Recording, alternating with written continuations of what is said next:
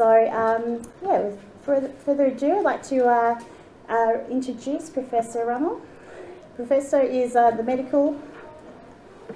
professor of medicine, and the director of the Department of Haematology at the Clinic for Haematology and Medical Oncology at the Justus Liebig University Hospital in Gießen in Germany.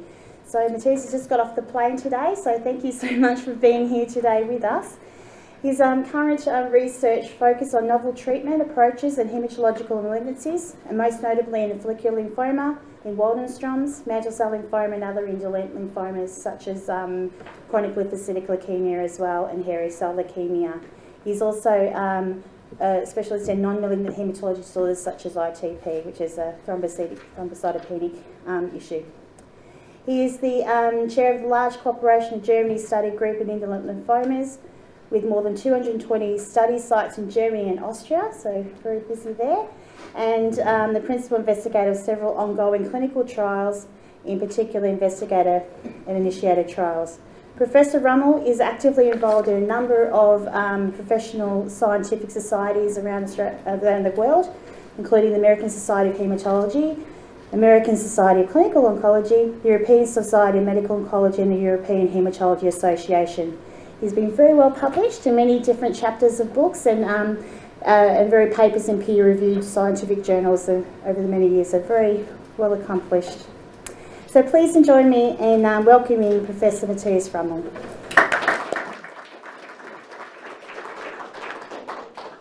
So good afternoon, and thank you very much for the kind introduction and the kind words. I'm very happy to talk to you. That is what I'm doing quite often in Germany and also in other countries, and it's not the first time that I'm doing it here in Australia, because thanks to Sharon and some other people here, you have a very good patient organization in Australia. Many countries have it, but not all countries in the world have patient groups, and I think from my perspective as a doctor it's very good. It's not very important for every patient, but for the most number of patients, it's very good that you can talk to each other and that you can share knowledge, experience. So as introduced by the introduction, I am chair of a large cooperative study group in Germany and Austria, and since the first day of my career I was first doing clinical studies in this type of lymphomas, and always at the same time seeing patients. So I have a good experience in doing clinical studies, making interpretation of results, but also I have a huge experience in seeing patients every day when I'm in Germany. And this also helps me a lot to understand the real issue of this kind of disease. And I'm very happy that a colleague from Australia is in the room, because you have here in Australia excellent doctors, world-famous doctors. So you have a high level of educated and experienced doctors here. So I was wondering why I was asked to go here for this patient meeting, because as we would say in Germany, that is like oils to Athens, yes? And this is a German wording, yes? You have enough of these oils in Athens, why you go with another oil to Athens? However, it's always good to talk to the patients, and most often the patients have a lot of questions, and when suddenly we start to discuss, you get maybe an impression how would we deal in Europe, in Germany, with this kind of problem. But also when I say I would do this, maybe my Australian colleague would say that's a good idea, but this is not possible in Australia. There are many things which are different. Regulations, availabilities, rules and laws, and limitations and authorities. And so it's not always in the world the same, that you have the same conclusion from the results.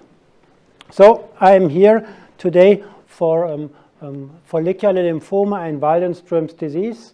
Waldenstrom's disease is a more rare disease than follicular lymphoma, but already follicular lymphoma is not a frequent disease.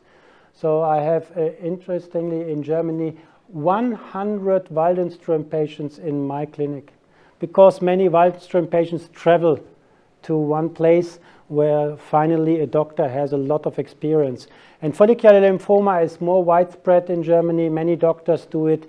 So also I have hundreds of patients with follicular lymphoma, and luckily they always, both diseases have a good perspective in their life expectancy. So that is also the explanation why I see so many patients, because typically it's not a life-threatening disease in the beginning of when it's first diagnosed. Of course, as you may have heard, it's a malignant disease, and sometimes it happens and it's a fatal disease. You have complications from some complications from the disease, but also from the treatment. So you never know what comes when you start the treatment. And the follicular and Waldenstrom's disease, I would like to make some slides, but maybe not too much, and I would really motivate you to ask questions. Once we have started, somebody breaks the ice, as we say in German language, then we can talk to each other, and maybe then you have more benefit than just seeing this. This is how the doctors in the world are educated to call the lymphoma diseases, and you see there are different words. And the follicular lymphoma and the lymphoplasmacytic lymphoma, which is also called Waldenstrom, you see here, is one of the few aspects of the whole non-Hodgkin lymphoma. And then you see only 1% of the non-Hodgkin lymphoma is Waldenstrom, but 22% follicular, but the vast majority have aggressive lymphoma, which is a different disease, but also non-Hodgkin lymphoma. Maybe you have heard and maybe you have experienced that you have the diagnosis of the disease, but the doctor says, we can just make an observation first. You do not need treatment. Big debate in the world. Some countries, for example, England, they told us in the clinical trials that this is a very sad situation for the patient to go home and to say, patient, I don't get treatment.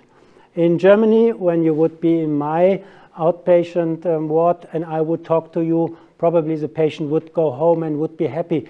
Doctor says, I do not treatment in a positive way. So it can be like this and like this. And this needs to be explained.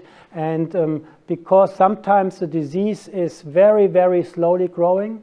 My feeling is sometimes when you have the first diagnosis, I can see retrospectively, probably you have had the disease 5 years ago already.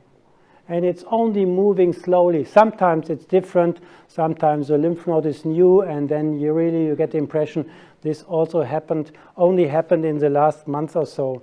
That watch and wait is a little bit complicated because indeed patients may feel a little bit nervous. Why? I have a malignant disease, and the doctor will not treat. Maybe it's better now to have immediate treatment. Maybe I go to the next doctor. You know, second, third, fourth opinion. You look for the opinion until you find the one which satisfies you. So watch and wait or immediate treatment. This is the old education. I learned it when I was a new doctor, a young doctor. But how do we know that this is the best? And I will show you, because it was once randomized. Randomized means you go to the doctor tells you, I have an open clinical trial, and the computer system will randomly assign you to one or the other treatment arm. That needs to be explained, because a random system will put you into one treatment. And in this, it was even more challenging, because one patient group got early treatment, which was in the old days a chemotherapy, and the other group got no treatment. Just imagine that some doctor will explain it to you. The computer will randomly assign you to no treatment or chemotherapy. But this is the only way how you can find out what is better. And this was done. And then you see here, this is a curve. And I have heard from Sharon that many people can understand the curve. Always when the curve goes down, one event happens that is a relapse or progression of disease. So the best would be if it would be always 100%, then nothing would happen. But this is not the case in these kind of diseases. So this is the survival of the patients, and this is 20 years. So you see, this was in the old days. The study was done 1980, before all these new treatments available. But what is the message? When you get immediate treatment, or you just get the treatment when the disease has symptoms and needs treatment, the outcome was the same. Maybe today it would be a little bit different because we have so much better treatments like rituximab and all this other chemotherapy, but the principle is here. This is a proof of principle. Even when you do not start treatment immediately, and this is the most important curve from this old study, this is a curve of time to first treatment. Always when the curve goes down, one patient needed treatment. You see, the median time of observation was 2.5 years. After that time, 50% of the patients needed treatment. But this is interesting. 12, 16 years, the curve still is here at the range of 15 to 18%. That means some of the newly diagnosed patients with follicular lymphoma still did not need a treatment after 10 years. And this is in the range of 15%. And that, independent of any treatment, is still the message. Yes, there is a small group of patients who do not need treatment for the next years, sometimes even more than 10 years. And that is why doctors still today feel and believe not always an immediate treatment is needed. But then we know sometimes we start a treatment even immediately. That is when the patient complains some symptoms of the disease, which is typically the case. Otherwise, you would have not gone to the doctor. But just a swollen lymph node is not a big burden of disease in this kind of follicular lymphoma. But when you have symptoms like you feel pain or you feel weight loss or you have a totally intense night sweat, then this is because of the disease and needs treatment. So therefore, always a doctor is asking for your symptoms, and then if your blood count is still good, but when your blood counts are not good, this is for a reason that maybe the disease is also widespread in the bone marrow. The bone marrow is the organ which is producing the blood cells, and if the bone marrow is disrupted or irritated by the disease, maybe then it cannot produce enough healthy cells. So it comes to a cytopenia that you have not a good blood count. And when you have large lymph nodes, like 5 or 7 centimeters, then of course the disease needs treatment. When the lymph nodes, which was first seen on the axillary or the neck or with a sonography, and within the next 3 months it is growing intensely, rapidly, then also we say, the speed of the disease is not that we can expect a quiet phase of the disease for years. It's growing very fast. We need treatment. And then some other complications of the disease, like pain and other symptoms, shortness of breath, and so on. And then we start treatment. We then have a lot of treatment recommendations available, all of the clinical studies which were undertaken in the last 20 years. This all influenced the guidelines. Every country has its own guidelines. Maybe there are 1 or 2 guidelines, which is an orientation point for the whole world. And the one is, as very often in the United States, NCCN guidelines. So in many, many countries of the world, at least doctors are looking in the NCCN guidelines. What is the recommendation? Then we have the ESMO guidelines from the European country. This is also looked for by many doctors around the world, but I guess in Australia or in New Zealand or in China, there are guidelines for each country also.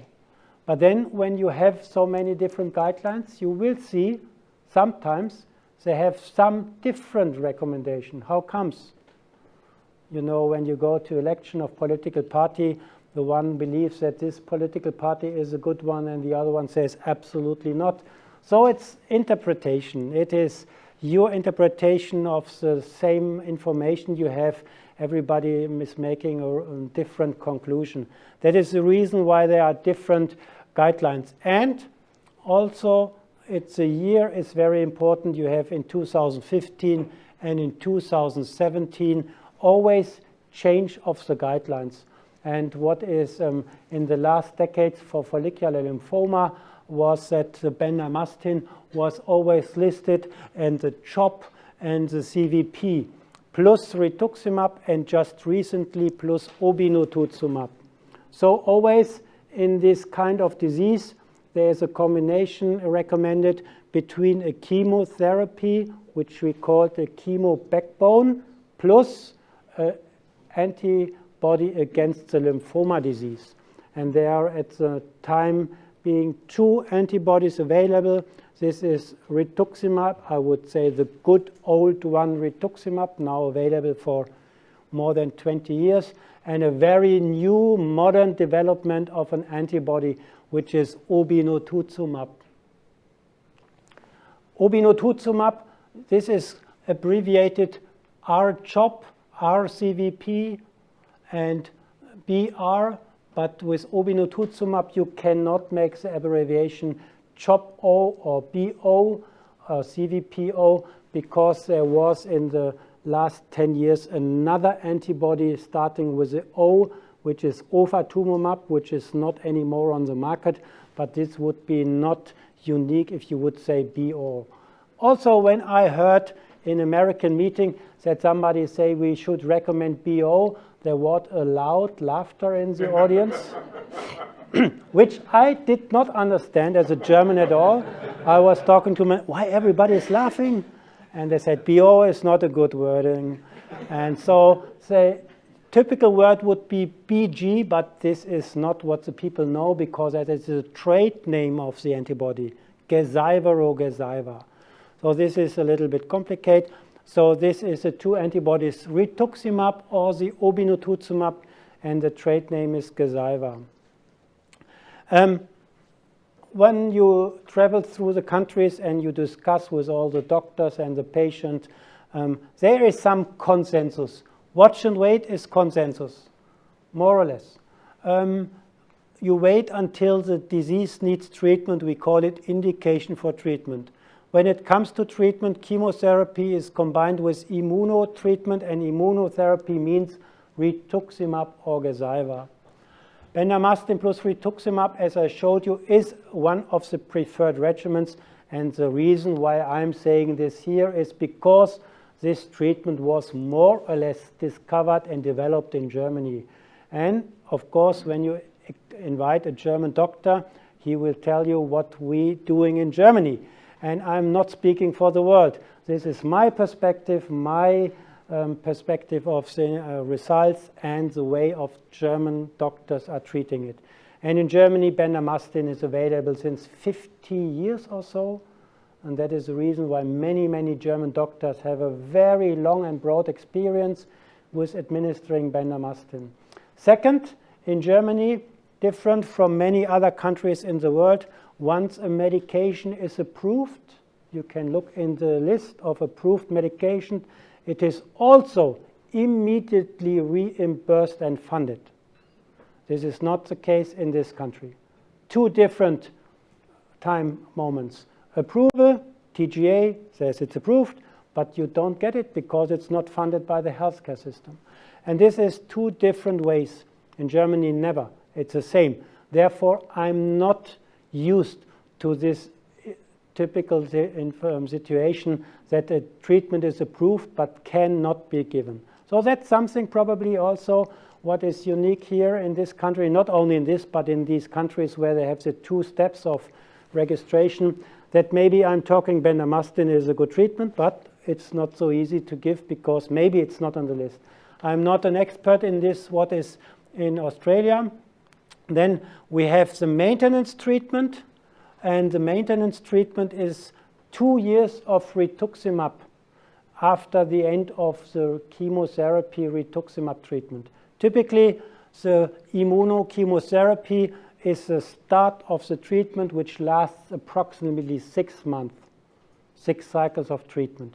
And then you have achieved a good response to the treatment and you have a big relief of symptoms, and then you could stop here and you could say, now we see what's happening, how long the treatment success will last. Or you will try to maintain the achieved response by giving some maintenance treatment. So this is not with chemotherapy, but this is with the antibody, rituximab or Gazyva. And this can be given as a single infusion every 2 months over the period of 2 years. So this is 2-year treatment with an antibody, not with chemo. However, everybody already will anticipate if you give 2 years of treatment or you decide to give no treatment anymore because you achieved a good response, at least the 2-year treatment also has not only good but also maybe not so good effects. So this is always the balance you have to find between the your wish that this treatment will have a good effect, but sometimes it has also some side effects and not accepted complications. So this is always a balance which you have to find. And this is sometimes complicated.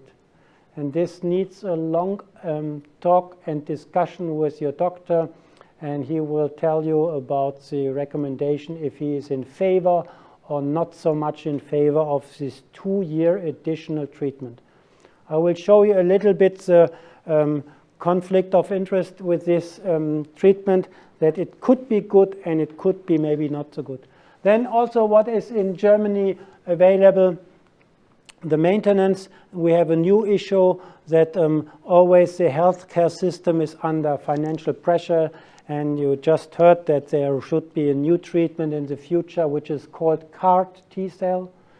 Highly expensive, I think $400,000-$300,000 per treatment. So the medical healthcare system is always under pressure for the new developed treatments. You need to have the money available, and therefore maybe you need to save costs when you can do it by using some cost-saving alternatives.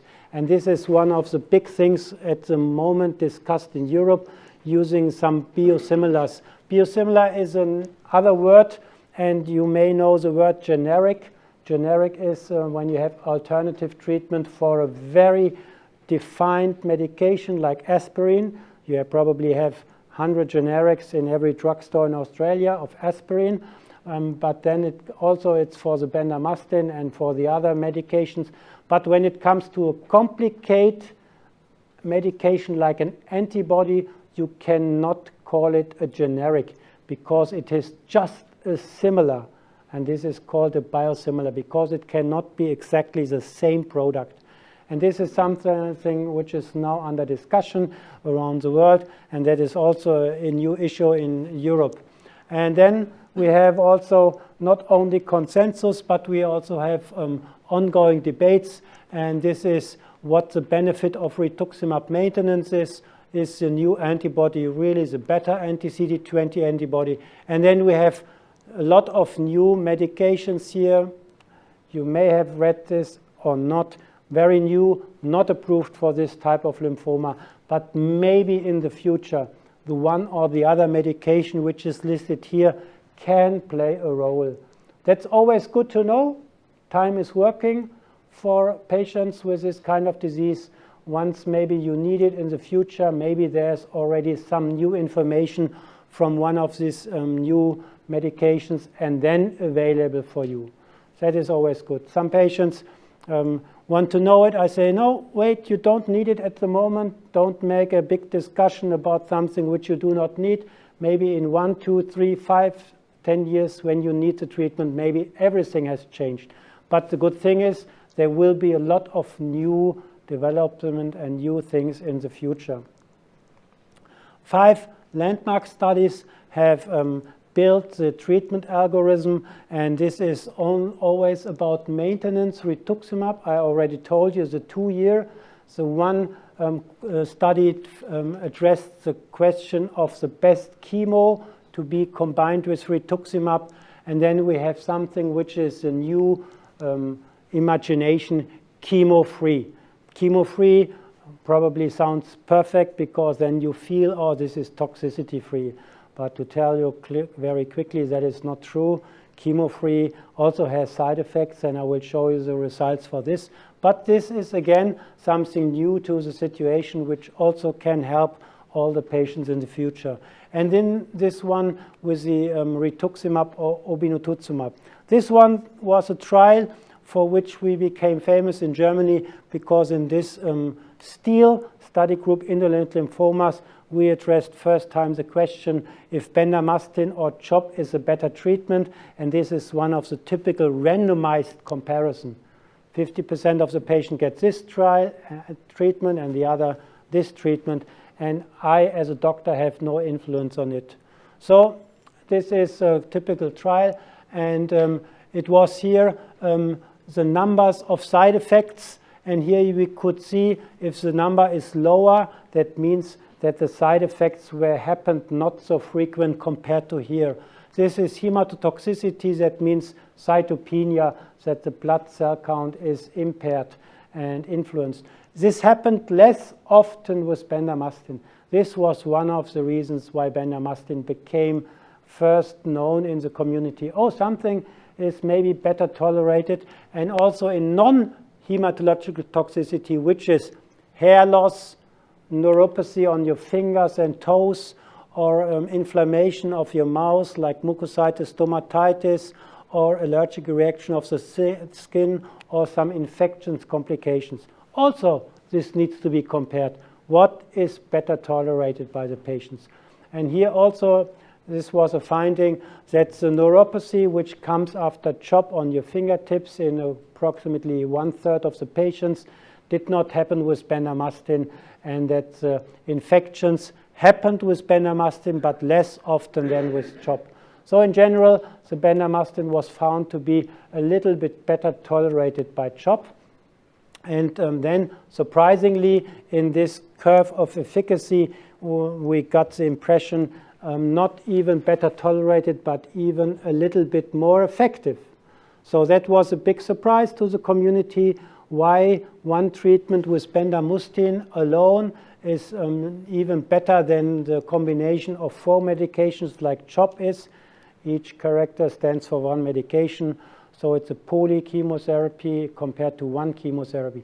So that is the good news. Bendamustine really came to the treatment algorithm and is available either in front line or in second or in third line. But this is something which also I know was given already to many Australian patients and is not something now any brand new. Like I showed you the other medications like idelalisib, venetoclax, that is brand new.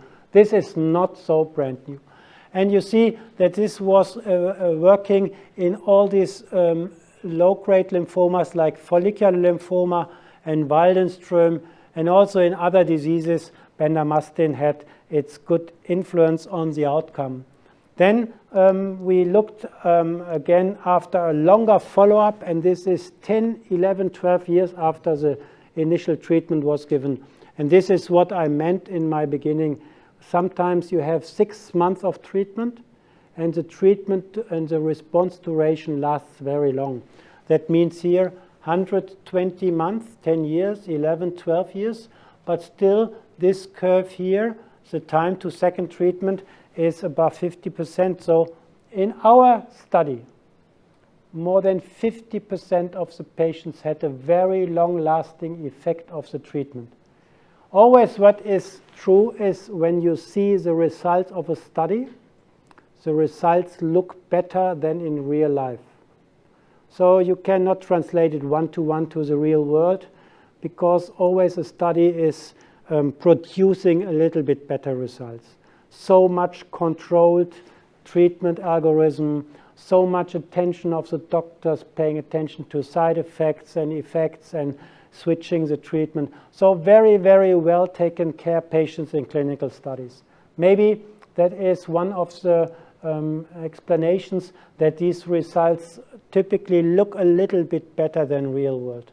But outside of a clinical study, also my impression is that this result is true. I see some patients really having one of the treatments of BR, a long-lasting remission, and did not need a second-line treatment.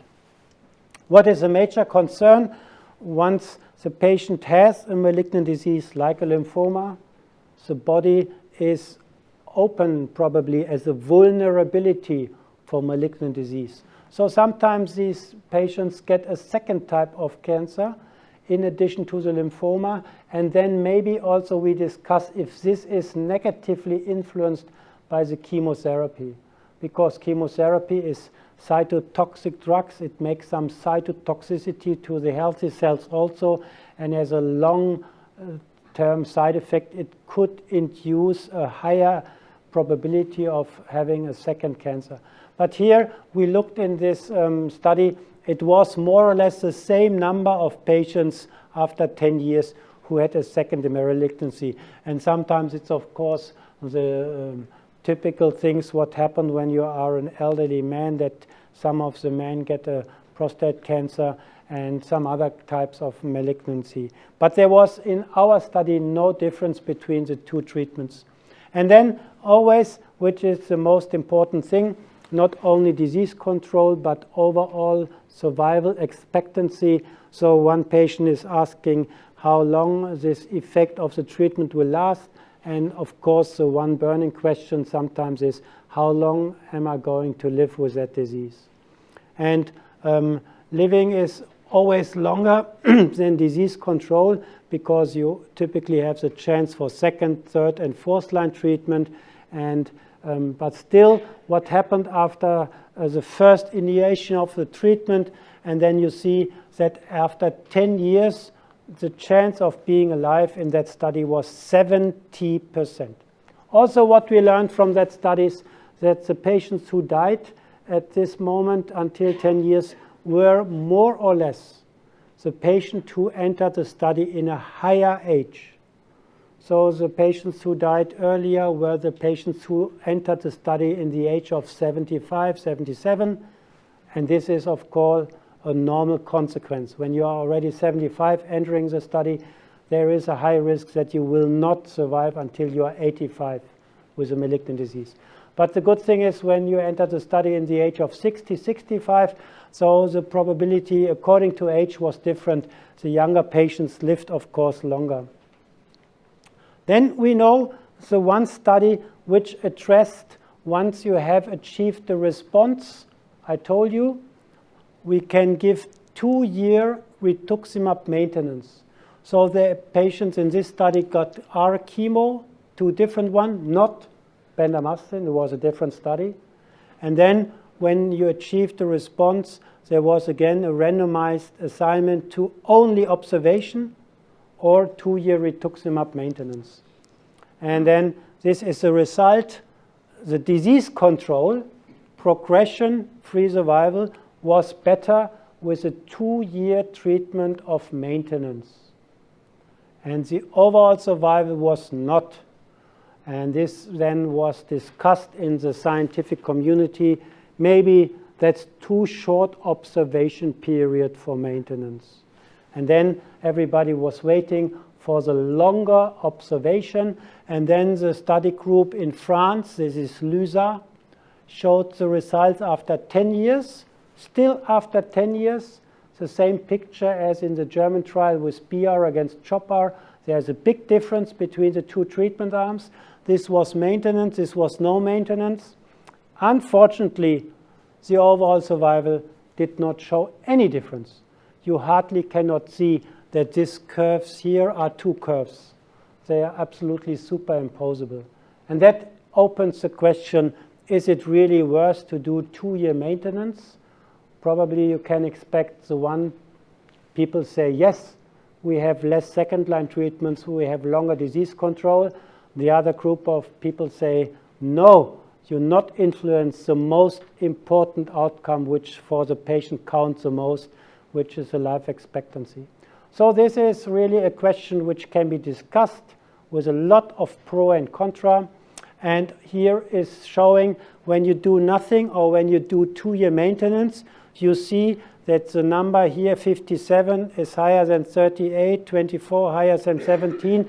That means, of course, when you give 2-year maintenance, you have more side effects of 2-year maintenance compared to doing nothing, which is, of course, logical. This is a cost when you do such a long treatment that you have to face maybe some complications of treatment. So this was then the situation in follicular lymphoma. BR, bendamustine, was better than R-CHOP, but there was no maintenance.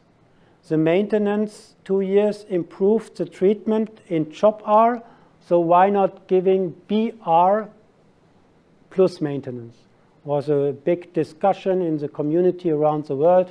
Why not do it? Okay, the Germans did it. We did it in the steel. We addressed the question of maintenance. We added 2 questions. Maybe 2-year maintenance can be even extended to 4-year. Why not? You can guess. Some of the patients expect this. They say, why not 2 years? Why give it 4 years, 5 years, 6 years? Maintenance is good. We have to find out in a clinical study. And then maybe 2 years is good enough, or maybe 2 years is meaningless and useless. We have to find out. This study wanted to address that question. In the end, it was 2-year maintenance followed by even more 2 years. This is 4 years of observation, and we can then do in a comparison, quite statistically complicated, measure 2 years against 4 years, and we can measure 2 years against nothing. And this I want to show you. This is 4 years against 2 years. The blue curve is 4 years, better disease control. However, the difference is quite small. So you would ask, is this worth a little bit better? Very small difference here in disease control. When on the next slide you show that there is no difference again in the survival expectancy. So this is 4 years against 2 years. That means, and there is a consensus around the world, 4 years does not make a big impact. Not meaningful to give 4 years of treatment. But it was a good attempt. Why not? Many people are asking this question. Now we have asked the question and found the answer. Second question is the maintenance 2 years at all meaningful after BR? Maybe you can give just BR alone. And this was then looked here in the old trial of the steel group where bendamustine rituximab was given alone. And here this was the new trial with the maintenance. It's not a direct comparison. 2 studies, the one in 2003, the other in 2008, but the parameters of the study are very comparable. At least this is the best we can have to answer that question. But it's not satisfying the pure statistical believers. It's not high evidence grade 1 when you would do a direct comparison. But anyhow, that's the best what we have. I personally was surprised that the maintenance improved disease control with such a benefit. I never would have awaited this. But then it came to the overall survival, and this is a picture of the overall survival. And as always in these kind of studies, the maintenance did not influence the outcome in the most precious outcome parameter, overall survival. So I was presenting this in front of the world community of hematologists. This meeting is called the ASH meeting, American Society for Hematology. Then you have 5,000 hematologists around the world sitting in the room in the United States. Huge conferences room, many screens hanging in the room. Everybody can see the slides, good loudspeaker system. When you go there as a speaker and you talk into the microphone, you feel like the president. It's like this. The whole room is full of your voice. You have 10 screens and you communicate with all doctors. I presented these slides after the session. Everything closed, and then some interested colleagues come to the first row where the speakers are sitting, and then we start to talk. You know, this is also very important. What is being told you now in an informal way? Good or bad, good comment, bad comment, some interpretation. And there's also an official question allowed before that. After the presentation, some people go to the microphone and ask a question in front of the audience. Also very meaningful. But sometimes then the big judgment comes after the end when the colleagues come to the front.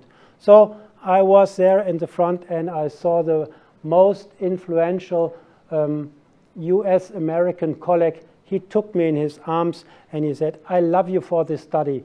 Finally we know rituximab maintenance is so brilliant after bendamustine rituximab because you could improve such an extent the disease control. And he gave me 2 kisses and he said, brilliant study. And then immediately the next brilliant US investigator stood there, also took me in the arms, and he told me, fantastic study from the Germans. Now we know that rituximab is not needed at all. So this is the world scientific community. Within half a minute, you get totally different interpretations of these results. So therefore, you see, it's not so easy to find the good answer for the one and only question. It's a lot of interpretation. It's like a political debate. You can make a debate out of it. And you have pro and contra. And in the end, maybe some of the people told me I'm confused. So in my case, when a patient comes to me in Germany and he is not asking any question,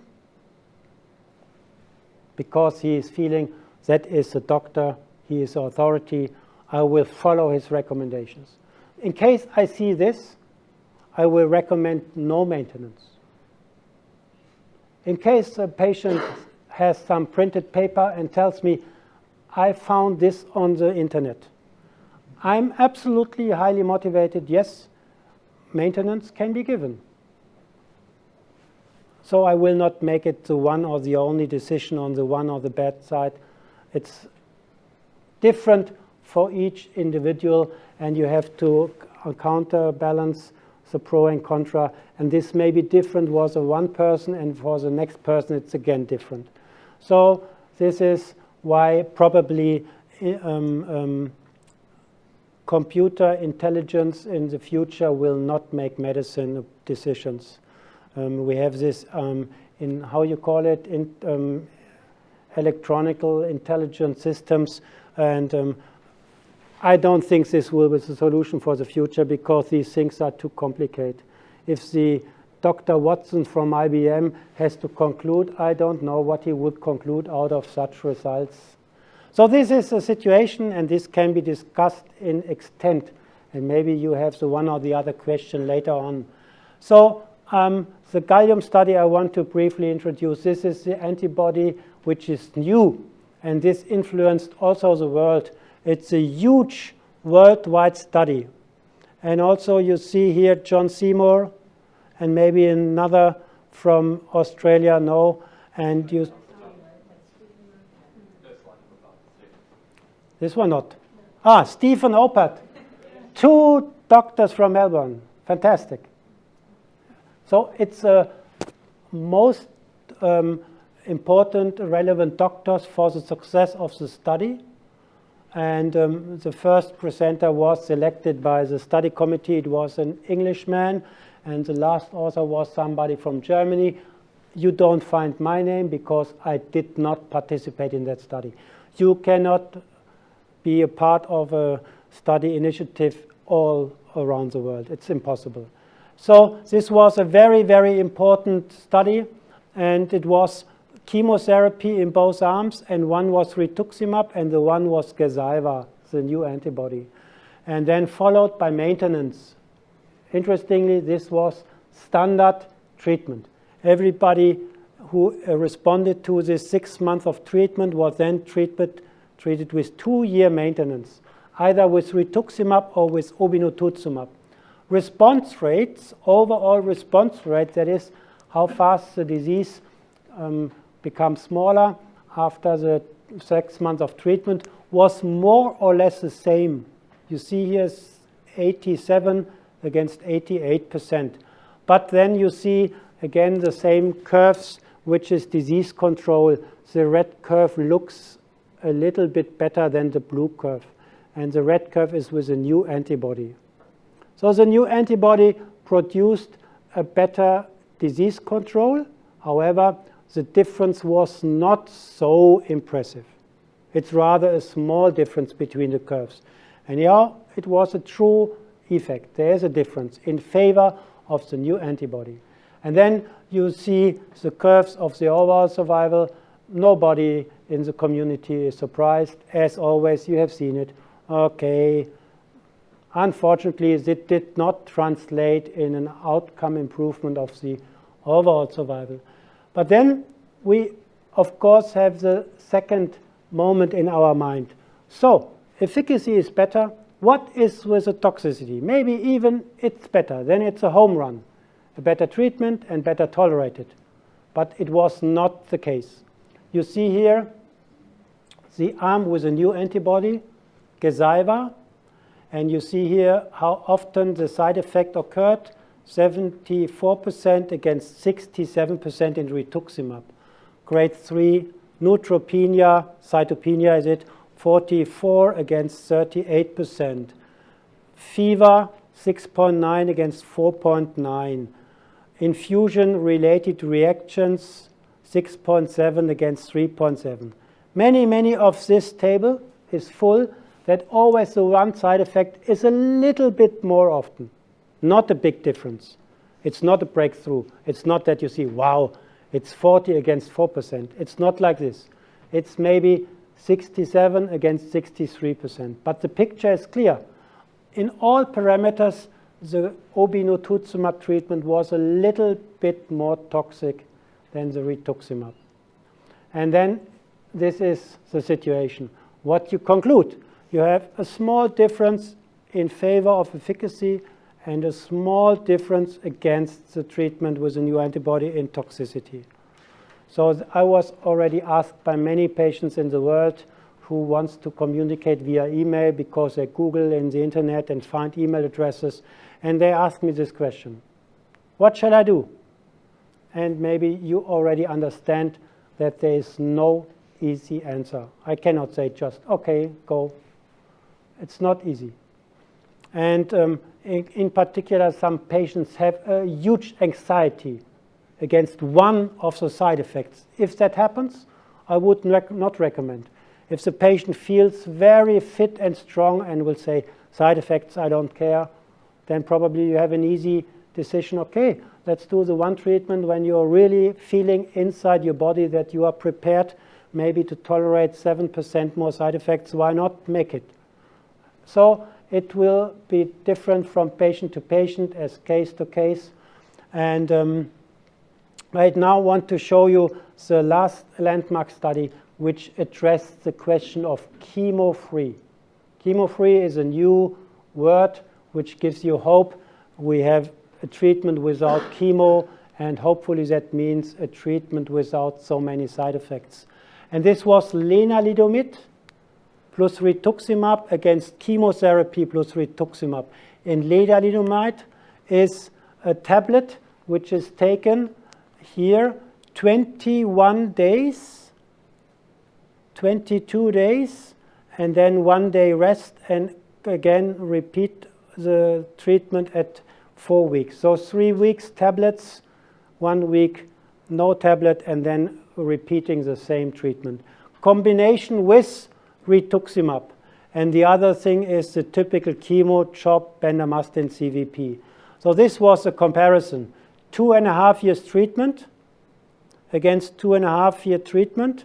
Out of this was half year chemo plus rituximab, 2 year maintenance, or 1.5 year chemo-free tablet followed by 1 year rituximab, which is also in total 2.5 years. The study was designed from the company that this will be registered around the world as an established treatment.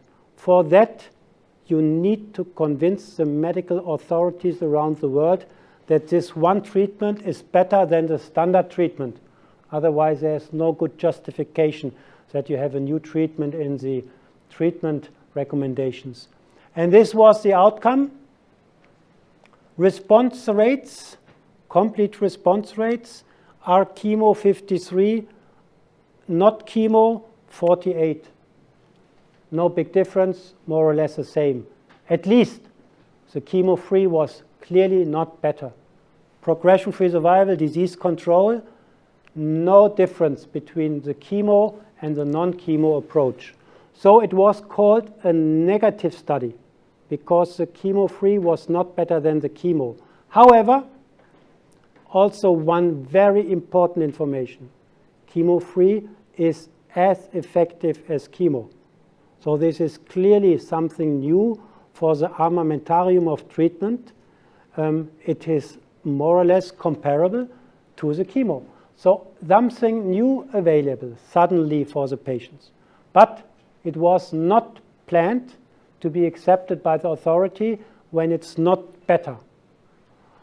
So the consequence of this is that this kind of treatment will be available for second and third line treatment in the future, because these results are so compelling, and there are some more studies in the relapsed second and third line treatment with this combination, and it will be available. So once a patient has chemotherapy and then has an early relapse, maybe in the near future this can be given, and this is something different from chemo.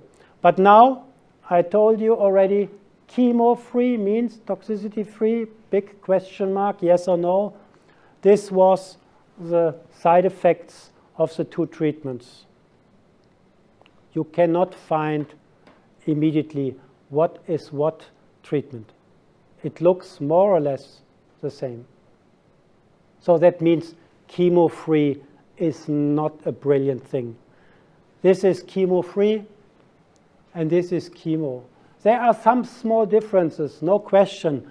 The one bar here is not as long as here, okay. But more or less when you make the amount of all side effects, you get the impression, no big difference.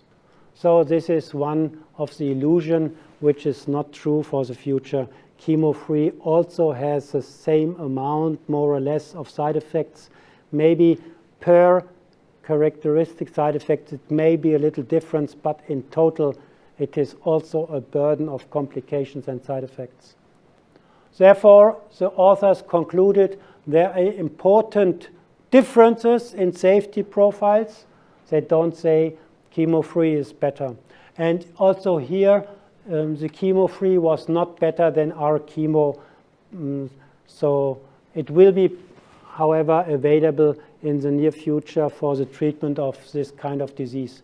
So what is the summary? And hopefully then we have some discussions and questions by you. Watch and wait is still reasonable when you have no symptoms of the disease. In Europe and in my country, bendamustine rituximab is a recommended first-line treatment, but also this can be given in second line. Maintenance for patients having a response to treatment is having a longer disease control, and the obinutuzumab is a better antibody, I told you, than the rituximab. However, due to the cost of a more toxicity profile, so it makes not the thing very easy. But also obinutuzumab can be given when patients do not have any response to rituximab once they have started with rituximab.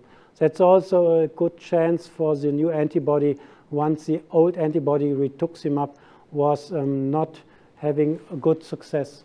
Chemo-free is not better than our chemo and has different safety profiles. And again, the new agents like idelalisib, ibrutinib, venetoclax, still investigational, still studies needs to be done in order to find out what role is a good role for these new agents. With that, I would like to open the discussion and to ask for your questions. And also I can, if that is needed, show you something for the waldenstrom, or if somebody asks a question for waldenstrom, I also can answer it immediately.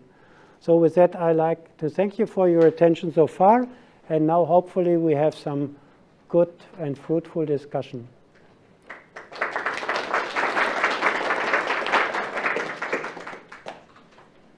you, Mathias. That's very interesting. It's fantastic. Is there any questions Am I right in thinking, from these figures that you put up here, that the likelihood of, say, follicular lymphoma recurring after, say, 2 to 5 years is a very low probability? Constantly, there is a risk of a relapse of the disease over the years. You see that the curve always is going down. We call there is no plateau, that the curve not going to the horizontal line. So that means, yes, you have unfortunately expect that the disease comes back constantly. Some patients have a very long remission, 10 years and 5 years. You ask me if that is a high risk after 5 years. It's a risk about maybe 20, 25, 30%. Is that high? Differs on the perspective. You wish that there's zero risk. You could also expect that there's a risk. When it was 15 years ago in the old studies, the risk was 50 and 60% already after 3 to 4 years. So nowadays we are much, much better with our treatment, but not good enough to have a 0% risk. Yes? I think I heard a couple. I was just wondering, is there a link with autoimmune diseases, disorders such as lupus and autoimmune lymphoproliferative disorders, and likelihood of transformation to diffuse B cell? That was the first one. So you also asked about autoimmune? Yes. If there's a link with the follicular lymphoma. I've got those two conditions plus others, unfortunately. Sometimes with this kind of disease, there is a link already in the literature between autoimmune disease and this type of lymphomas. Sometimes.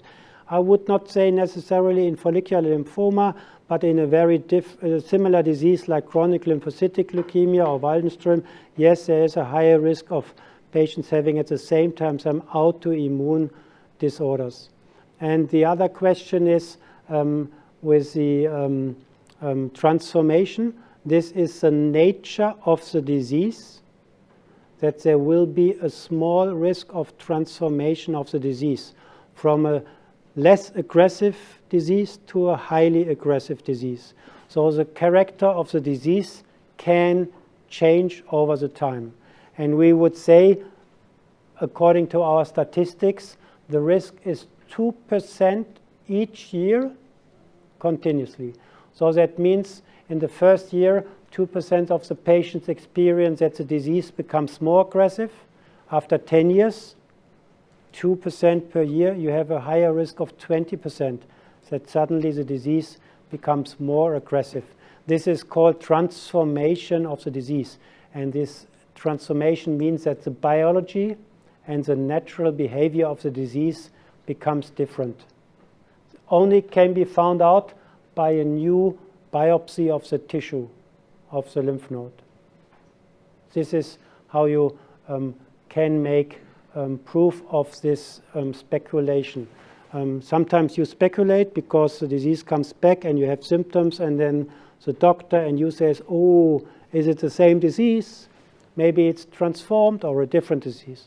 You need to make a biopsy of the disease in order to find out. I was just going to ask about the tumour microenvironment and nutraceuticals and diet in follicular lymphoma. Is there a certain type of tumour microenvironment? No, tumor microenvironment is a very big issue in science, and we try to find out if the environmental cells influence the disease, the malignant cells, because when you make the biopsy, you see on the microscope, you have this window, you see one cells, malignant cells, bad cells, and surrounding by good cells.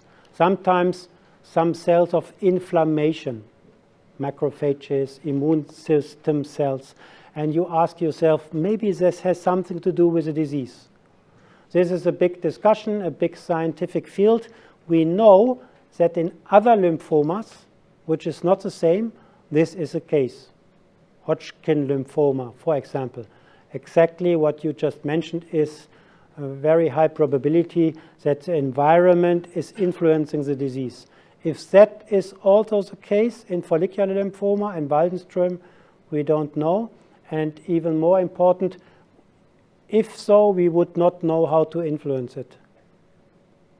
So that is a question. About the nutraceutical and food, if that influences the environment of the So what's the neutral? So food, basically food, different types of foods have a different effect on your microenvironment. Of course, this is the most favorite issue, yes, to be discussed. What is the influence of food? I was asked by hundreds of patients, and I'm very interested in very good life.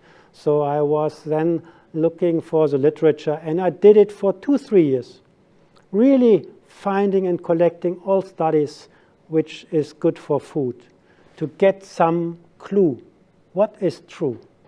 And you know, when you remember the last 30 years, maybe you have read so many stories about food. Yes? We say in Germany, always a different pig is hunted through the forest. This is a German wording, yes? So many things happen in food. And yes, I was a believer for a long time that it's good for you to eat tomatoes.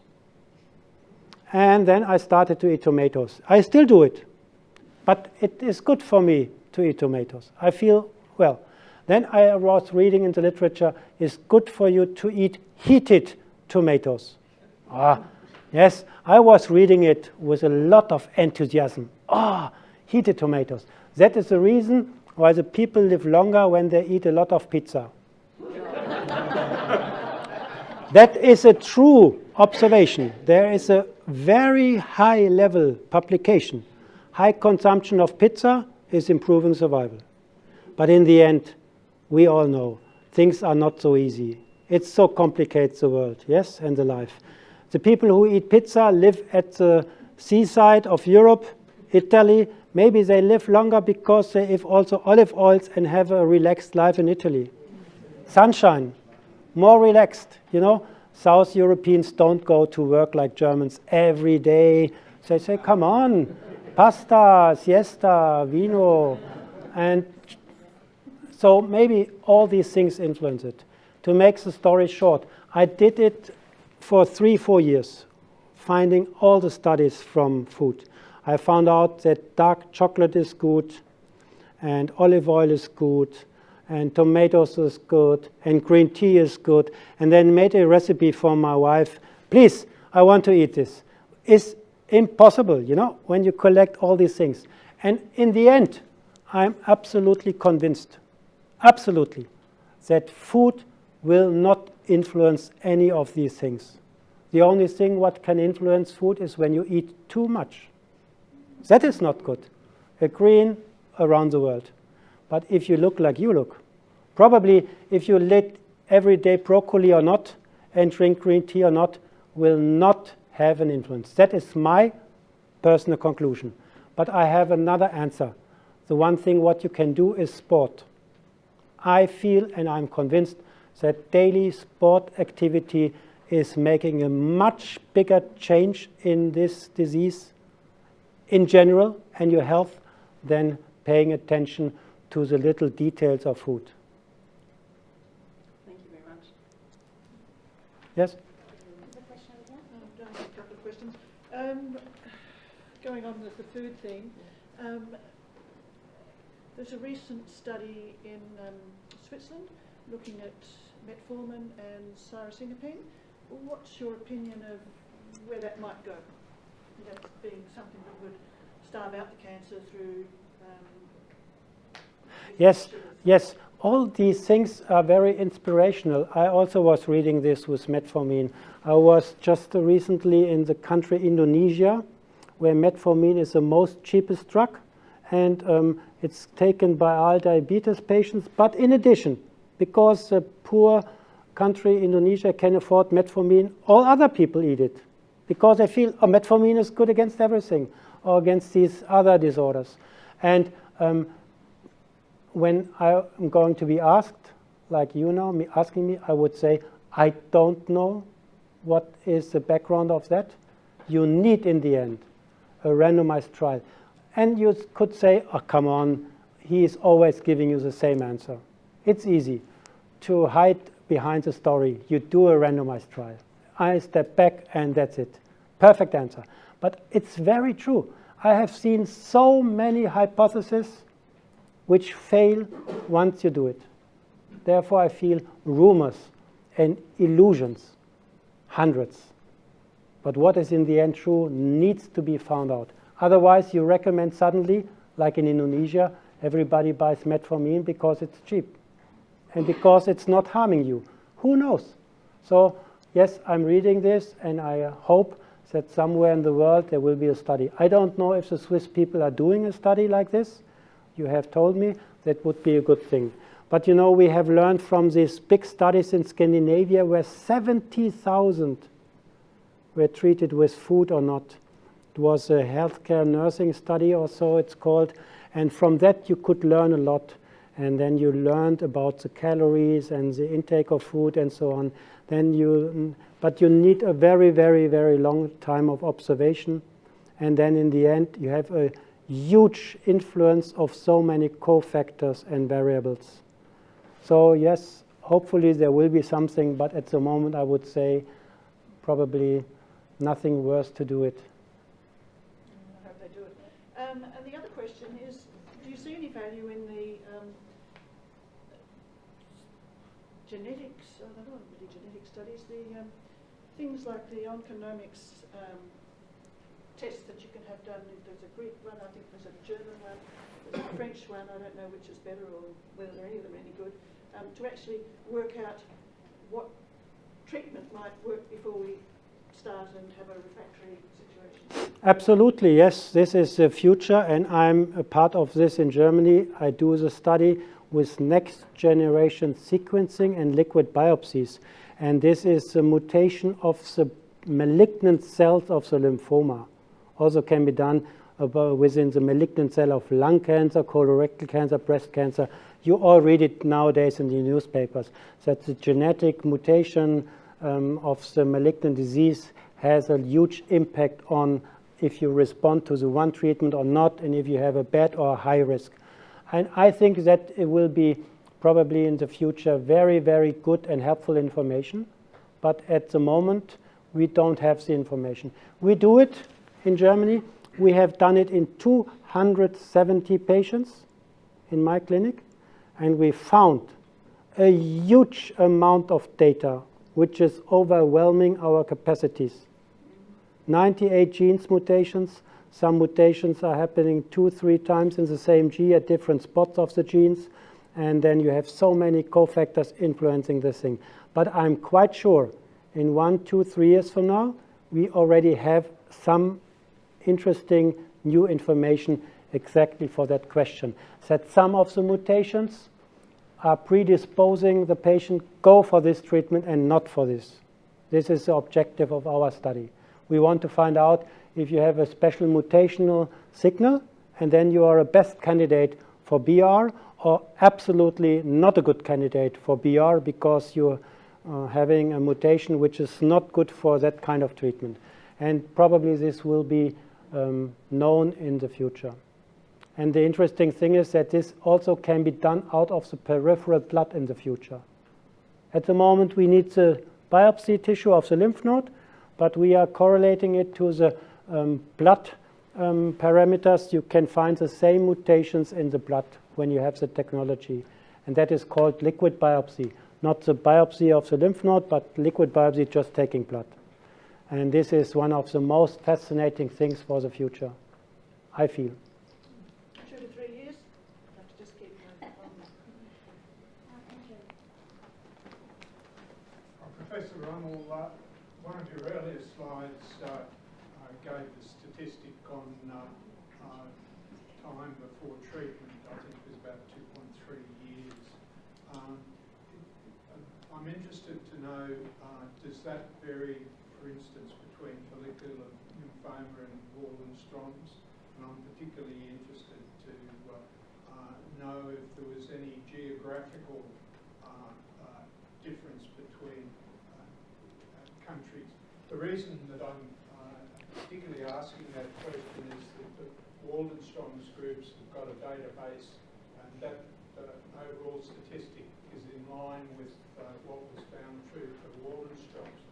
We broke it down on an international basis, and we found that the Americans, the US, were likely to treat 3 times earlier than the rest of the world. Yes, there is geographical differences. This has something to do with the mentality of the patients, the educational value of the healthcare system, and the characteristics of the doctors who are treating the diseases. In America, doctors feel more like doing business. You may have heard that it's a huge money in the American healthcare system. Everything is so much more expensive. It's more driven by business. I don't want to say it's bad. I mean, it's easy to say, oh, bad. It's the way it's done in America, yes? So when bendamustine came to the American market, $7,000 US one cycle. I was speechless. Oh, impossible, so expensive. I said, come on, if it's expensive, doctors will use it. It would be absolutely the contrary in other parts of the world. So it's different. So cultural aspects play a huge role. Second, not only this, but the infrastructure of the country. Maybe in some countries, you only go very late to the doctors because it's up to your motivation. You're paying the money. You can imagine India, Malaysia, Philippines, yes? These countries, huge population, hundreds of millions of people. Maybe they go late to the doctors. Not like in Germany, where the next doctor is in the neighborhood and you can easily go. Third, Waldenstroms can be detected much easier. The family doctor, general practitioner, may measure total protein. Easy, routine. Suddenly he sees 8.6 and a little star behind. Ah, hi, what should I do? High protein. And then, maybe then the patient will be sent to the hematologist. Maybe that is the reason why the Waldenstrom already is discovered when it's on a very early stage. And then I have the feeling that the Waldenstrom's patient can have a much longer observation. In my hands, some patients wait easy 5 years. I'm not doing treatment. And when the IgM is 3,000 and the hemoglobin is 11.5 and the patient feels well, as always, I do not start treatment. Would be different in US because it's a little hope for business. Patrick. If I may make a comment as a pharmacist and refer to metformin, it is used for diabetes.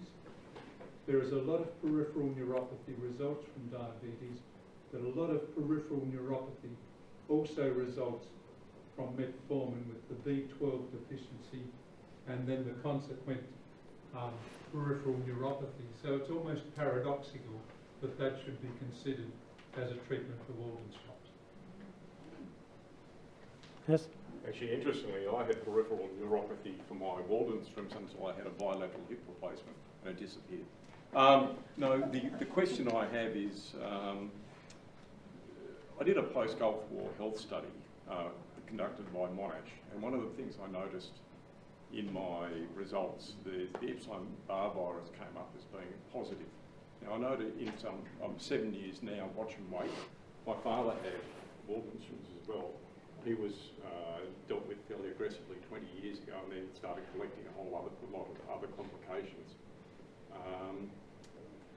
So the question is there any significant link with EBV and Waldenstrom's? I notice there are certainly some abstracts out of the States referring to that. And also, genetically, you've got to say I have a predisposition, so I have 3 children. Are they significantly at greater risk?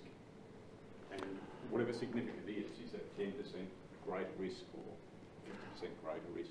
I don't know the number of the percentage of the greater risk, but I know that in Waldenstrom meetings internationally, there's always a session for familial and genetical predisposition. Yes, in the literature is described that in some families, really, waldenstrom can be found from generation to generation, despite the fact that it's not a genetically disease. But there's a disposition to it, yes. And I have the same question from some German patients, and also I don't know what to answer. Because when I would say, yes, you are right, maybe your children should go, some of the people would become hysterical.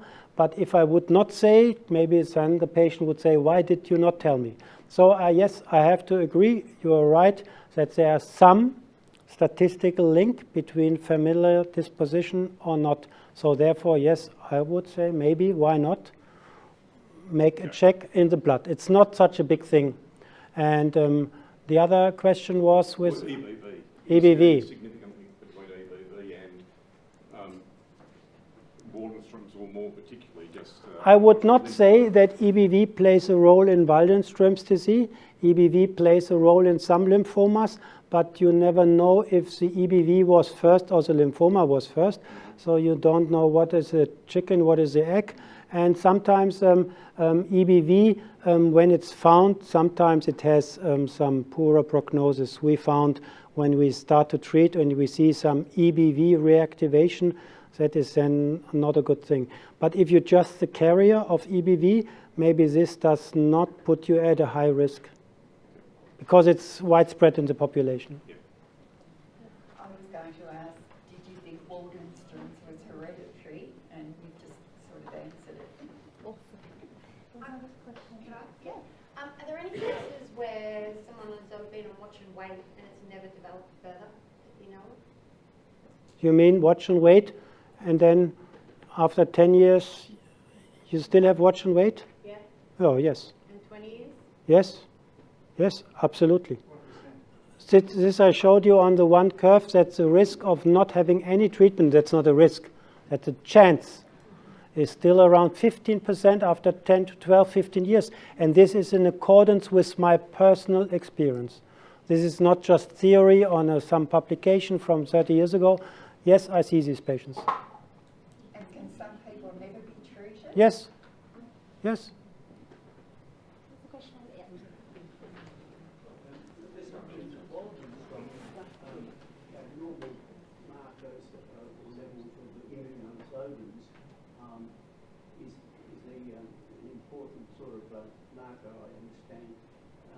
Is there any risk in laboratories getting different results with those? Yes, yes. IgM is quite complicated to measure. You need the same methodology. And if patients make it at their general practitioner and come to my clinic and have different results, probably that's the explanation, despite the fact that it can also be different from time to time a little bit. But I always recommend my patients do it in the same laboratory, in the same clinic. This is confusing if not. Yes, I found it often that this is so different.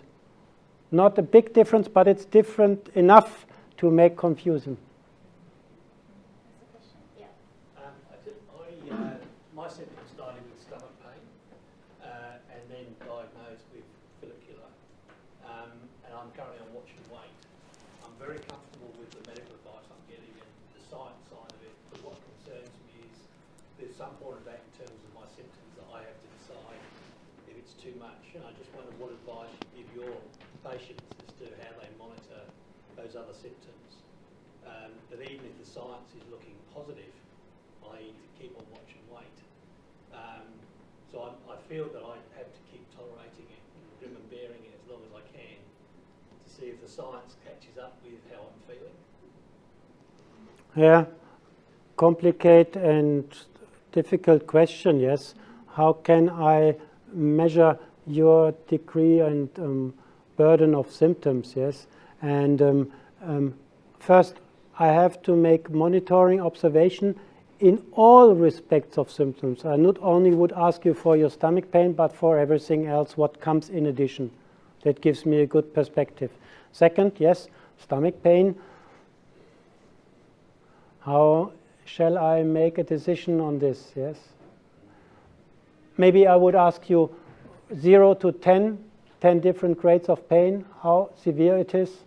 And when you say it's 7, it would impress me. If you say maybe it's 2 or 3, it's easy for me to say as a doctor, okay. But I mean, it's pain, yes. But still, when you sit like this here, I have the feeling not very stressed by the pain at the moment.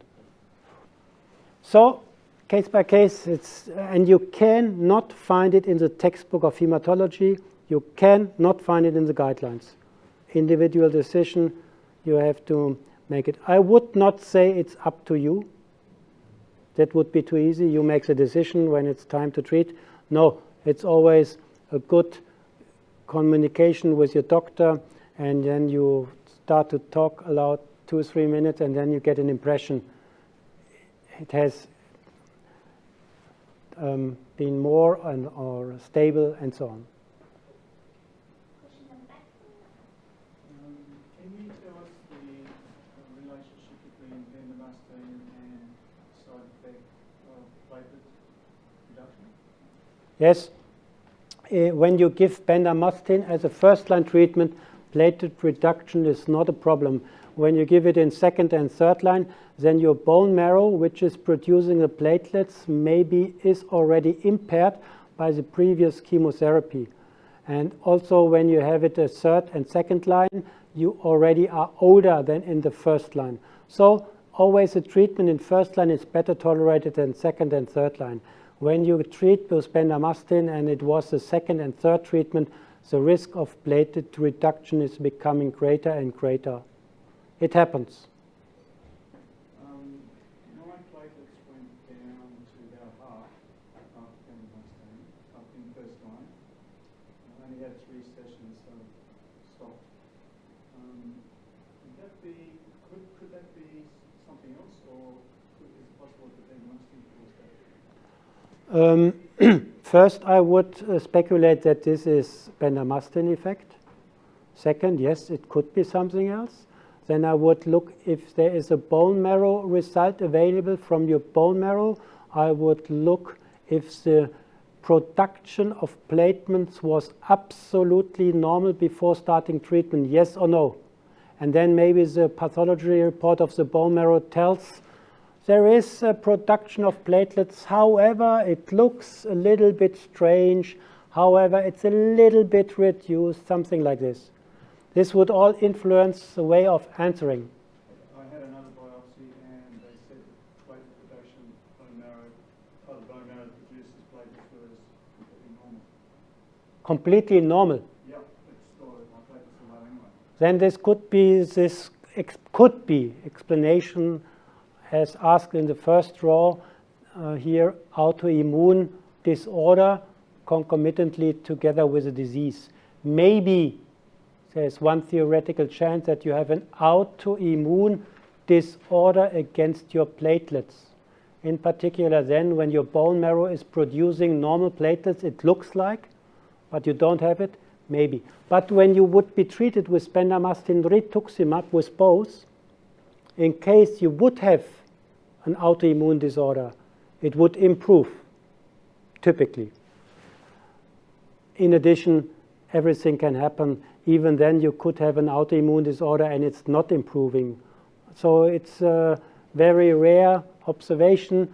Many answers are possible for this. And in the end, sometimes you are not knowing the truth.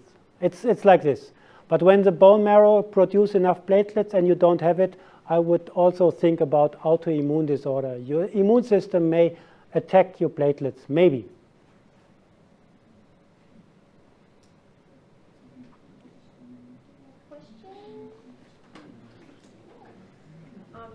What were the main late long-term side effects of MabThera alone or rituximab alone?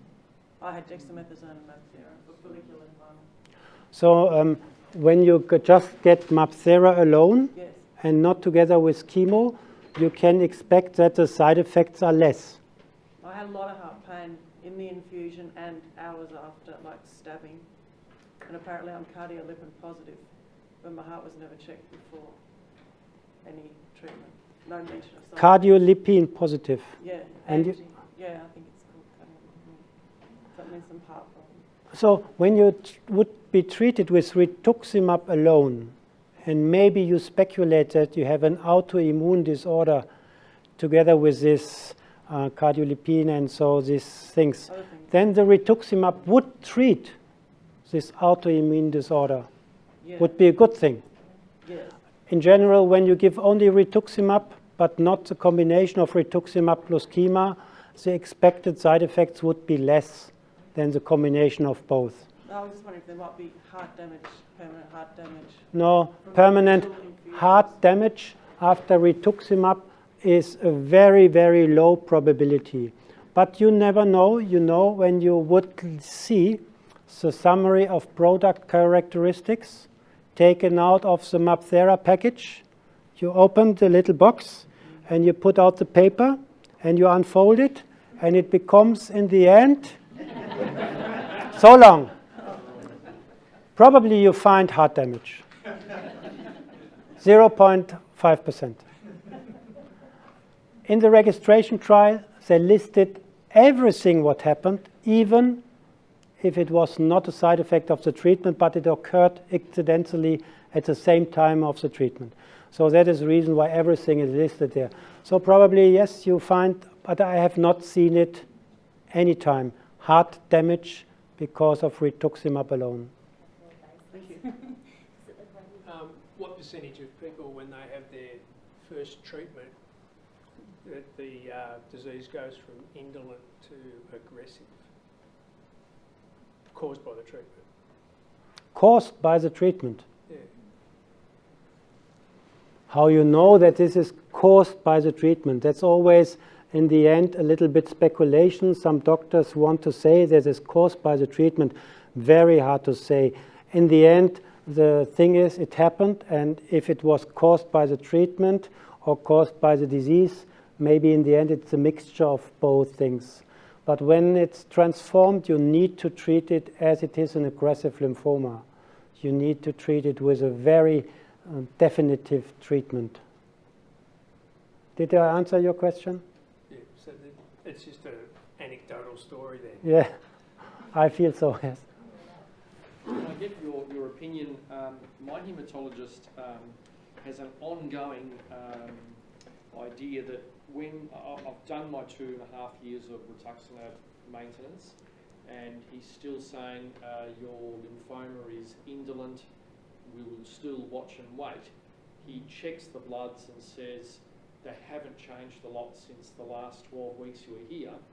And so I say, well, where are we at? And his opinion is you will know as a patient when this lymphoma will deteriorate.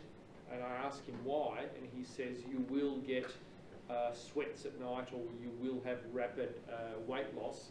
Is that a general thing that is given to all patients? I think that your hematologist is more or less right. You will feel it. I would not say it's night sweat, or it's fever, or it's weight loss. I would say you feel something, irritation in your body. And then, after that, reporting to your doctor, the doctor start to look if that is some reason for this. And then he make a checking and control. So that's interesting. Is it important to make always some examinations and computer tomography scans, or to rely on your perception? If you want to do it, you know already what I'm recommending, a randomized trial. Thank you. Yes, but this is complicated to do, very complicated. But it was done, interestingly, not in the same disease, but in a different lymphoma, but not so far from follicular lymphoma. And what came out, trusting patient's report, is good enough. When you go to CT scan every 6 months, it sounds not very precise. What happens in month 2, 3, 4? Maybe you have the CT scan in August, but now in June you go to the doctor because you say something is wrong. And when you had the CT scan in August and something is wrong in September, you would not say it cannot be anything because I was just on the CT. So it's a little bit artificial and not precise information on which you can rely. So therefore, yes, I would say better you come and I make blood control and it looks the same. Typically, you do not see the lymphoma in the blood. Sometimes you do, but yes. Waldenstrom is a rare cancer. How rare is it in women? I would say the same chance as for men. I don't think there is a big differences between men and women. I just look to this very experienced patient if he has some other information. If at all, it's 45 to 55%.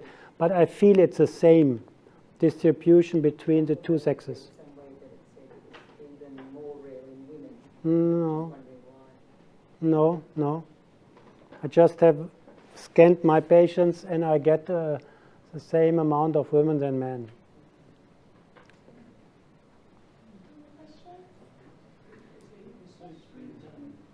On the autoimmune system to improve it, any research being done in the immune system?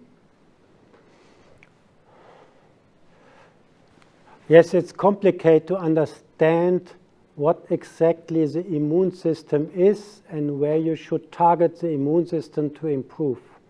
It's a general belief that the immune system should be influenced, but we don't know. The immune system is so huge, which exactly is the right moment to influence the immune system. Second, how? What is the thing to do with the immune system? And I know that many patients say, now I have to improve my immune system. Sometimes I'm asking how you are going to do it. Reducing stress or eating broccoli will not help. Both. Maybe when you do sports, yes, it will help. That's my interpretation. But also, what I don't think helps when you go into the pharmacy store and you read carefully what is laying in the window. They always tell you improving the immune system. I know for sure that this does not help. This I know. This is only for making some business, selling some capsules with herbs. In particular, when you go to America, United States, you see that shops are full, a room like this, full of medication influencing the immune system.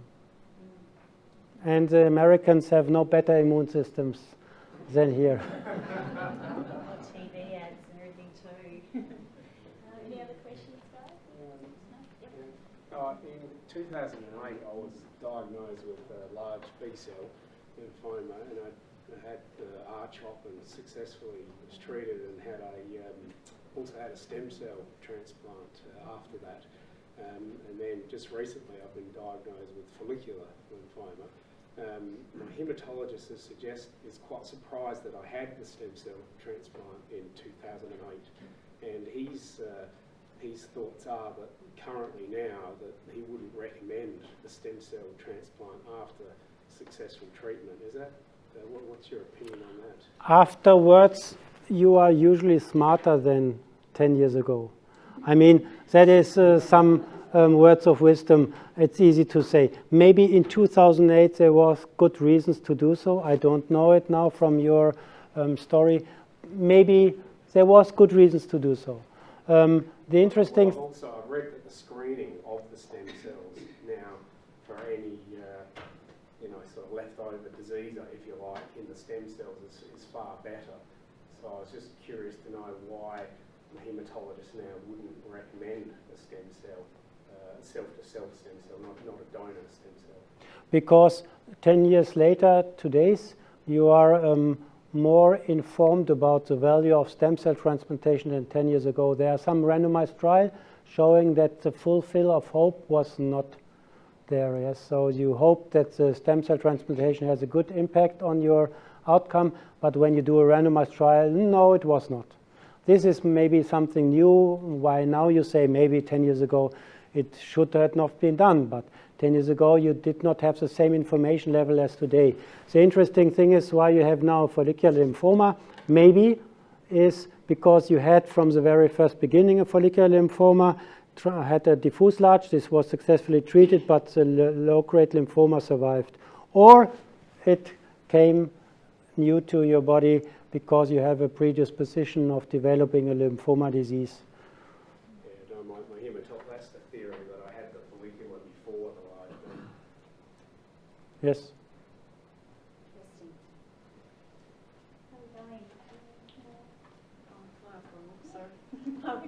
Like, I'm just wondering, is it common in Northern Europe, the follicular lymphoma? My father was from Slovenia, so I'm just wondering if the genetic influence as well has anything to do with it.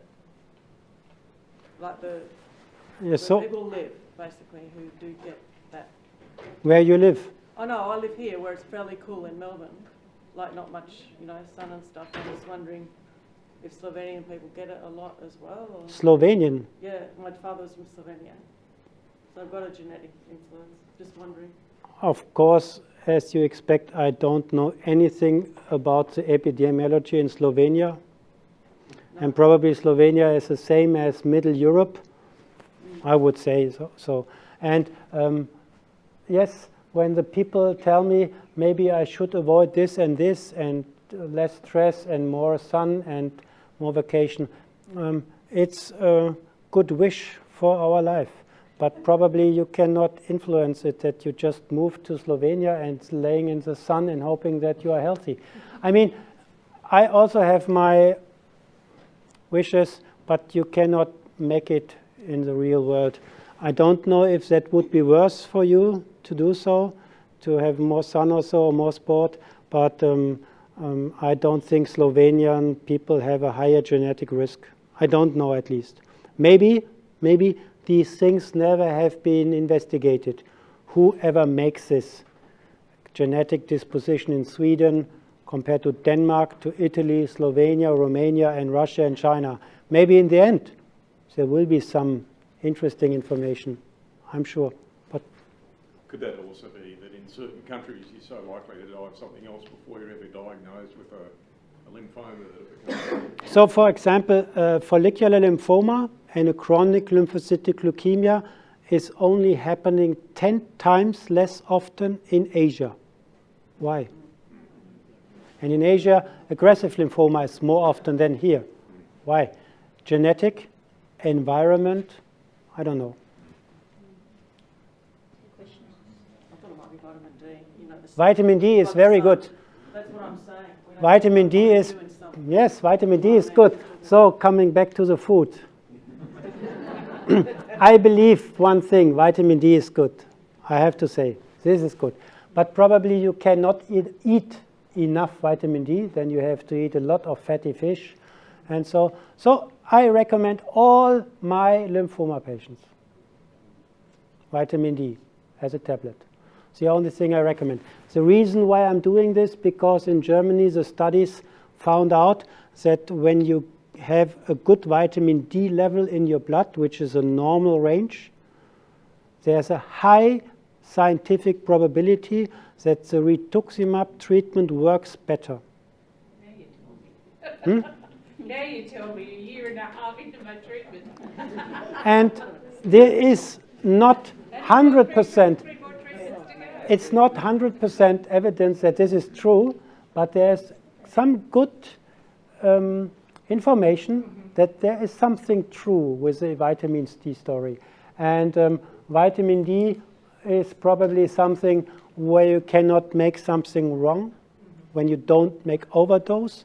I take 20,000, also me personally, 20,000 vitamin D units once per week.